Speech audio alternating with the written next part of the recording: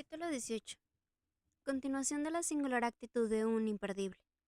La última frase de Moncharmin expresaba de forma evidente las sospechas que tenía de su colaborador, de tal modo que fue preciso una explicación inmediata y tormentosa por parte de Richard, quien decidió por fin aceptar la propuesta de Moncharmin con el fin de ayudarle a descubrir el miserable que se burlaba de ellos. Así llegamos al entreacto del jardín, durante el cual el señor secretario Remy, al que no se le escapaba nada, observó con tanta curiosidad la extraña conducta de sus directores. A partir de aquí, nada nos resultará fácil que encontrar una explicación a actitudes tan excepcionalmente barrocas y sobre todo tan poco acordes con la imagen de dignidad que deben de dar unos directores. La conducta de Richard y Moncharmin venía enteramente determinada por la revelación que les había sido hecha. Primero, Richard debía repetir exactamente aquella tarde los gestos que había realizado en el momento de la desaparición de los primeros 20.000 francos. Segundo, Moncharmin no debía perder de vista ni por un segundo el bolsillo detrás de Richard, en el cual la señora Giry había depositado los segundos 20.000 francos. En el lugar exacto en que había saludado al secretario de Bellas Artes, se sentó Richard llevando a sus espaldas algunos pasos a distancia a Moncharmin. La señora Giry pasa Rosa Richard se liberó de los 20.000 en el bolsillo de levita de su director y desaparece, o mejor dicho, la hacen desaparecer. Obedeciendo las órdenes de Moncharmin, le ha dado algunos instantes antes de la reconstrucción de la escena. Monsieur encierra a la buena señora en el despacho de la administración. Así le será imposible a la vieja comunicarse con el fantasma. Ella no puso resistencia alguna, ya que mamá Giry no es más que una pobre figura desplomada, perdida y espantada, que abre unos ojos de veces apolvorienta bajo una cresta de desorden que oye ya en el corredor sonoro el ruido de los pasos del comisario con el que le han amenazado y que exhala suspiros que querían fundirse la columna de la escalinata principal. Mientras tanto,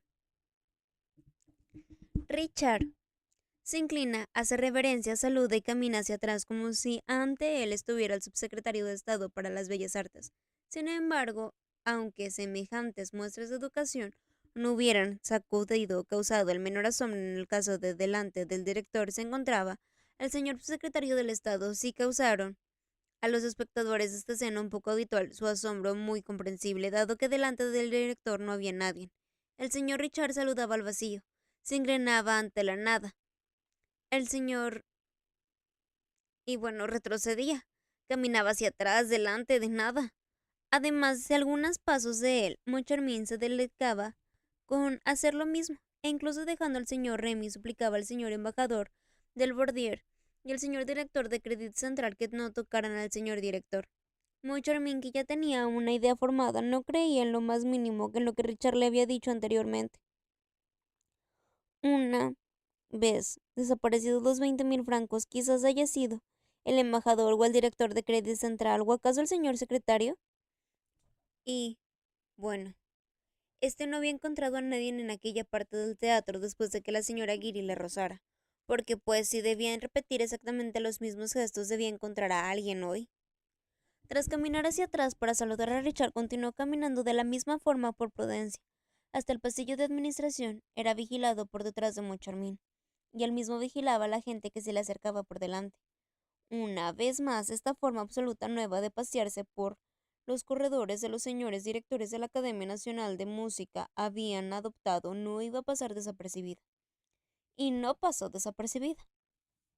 Afortunadamente, para los señores Richard y Moncharmin, en aquel momento, las ratitas se encontraban casi todas en los desvantes. Los directores habrían tenido mucho éxito entre las jóvenes, pero no pensaban más que en sus 20.000 francos. Una vez llegado al corredor semioscuro de la administración, Richard dijo en voz baja a Moncharmin: estoy seguro de que nadie me ha tocado. Ahora, te pondrás lejos de mí y me vigilarás en la sombra hasta la puerta de mi despacho. No hay que poner en guardia a nadie, y ya veremos qué ocurre. Pero Moncharmin replica: no, Richard, no. Camina hacia adelante, yo iré inmediatamente detrás. No me alejaré ni un solo paso. Pero así, no nunca podrán robarnos los 20.000 francos, exclamaba Richard. Eso espero, declaró Moncharmin. Entonces, lo que estamos haciendo es absurdo. Hacemos exactamente lo que hicimos la última vez. La última vez me reuní contigo en la salida del escenario, al final de este pasillo, y te seguí por la espalda. A pesar de todo eso cierto, suspiró Richard, meneando la cabeza y obedeciendo pasivamente a Moncharmin. 2 minutos más tarde los dos directores se encontraban en el despacho de la dirección. Fue el mismo Moncharmin quien guardó la llave del bolsillo. Dejaste la ópera para ir a tu casa, dice. Es cierto, y no vino nadie a molestarnos. ¿Nadie?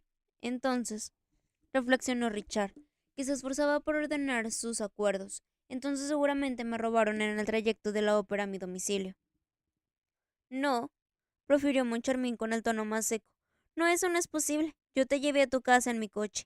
Los 20.000 francos desaparecieron en tu casa. De eso no me cabe la menor duda. Esa era la idea que ahora tenía Moncharmin. Eso es increíble, protestó Richard.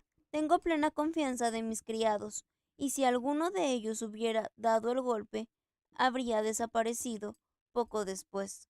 Moncharmin se encontró de hombros, como dando a entender que él no estaba, bueno, en ese tipo de detalles. Ahora Richard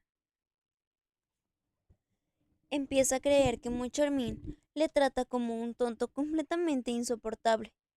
Moncharmin, yo no aguanto más. Richard, yo tampoco. ¿Te atreves a sospechar de mí? Sí, dio una broma deplorable. No es una broma con 20.000 francos. Esa es mi opinión, declaró Moncharmin desplegando un periódico cuya lectura se sumerge con ostentación. ¿Qué piensas hacer? Preguntó Richard.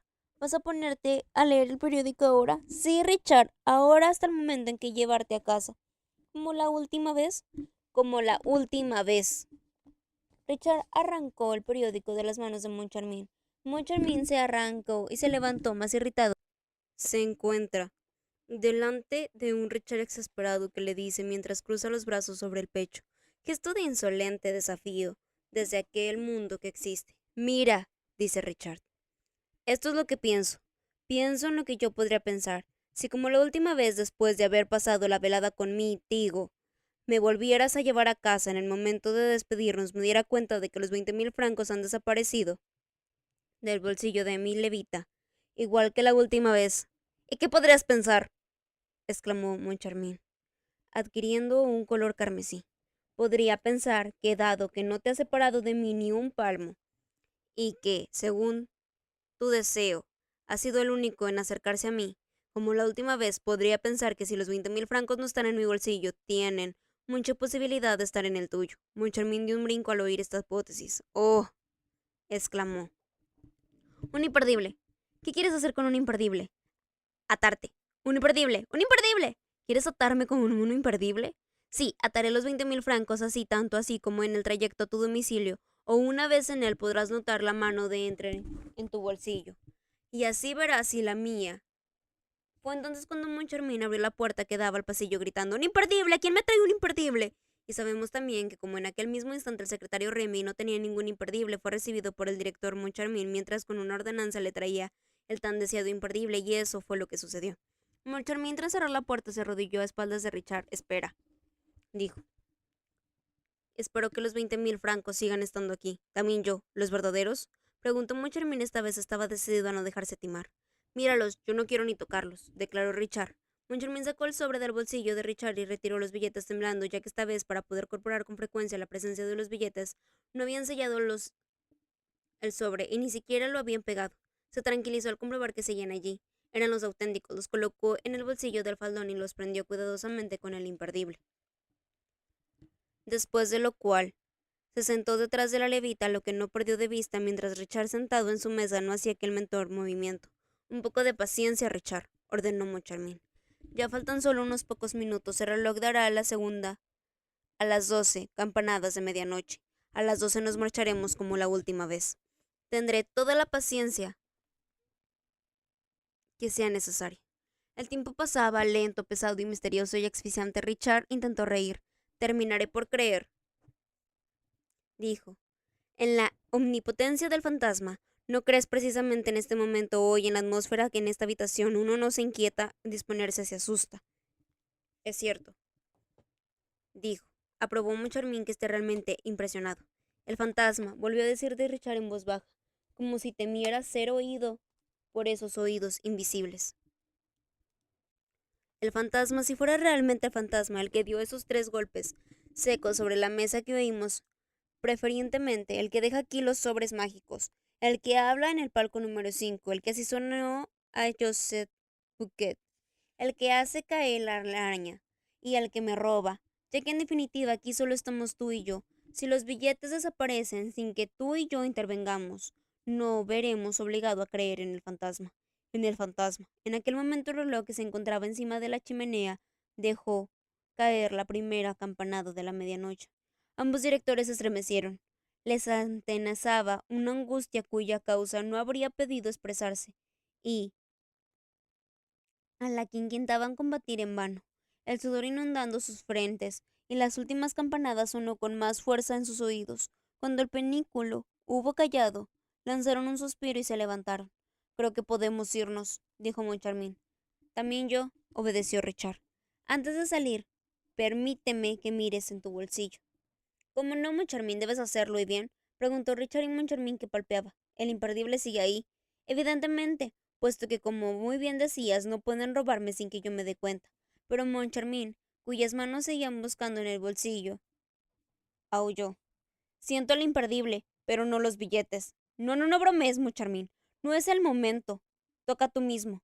Con un gesto brusco, Richard se quitó la levita y los 2 directores arrancaron el bolsillo. El bolsillo estaba vacío. Lo más curioso es que el imperdible seguía clavado en el mismo sitio.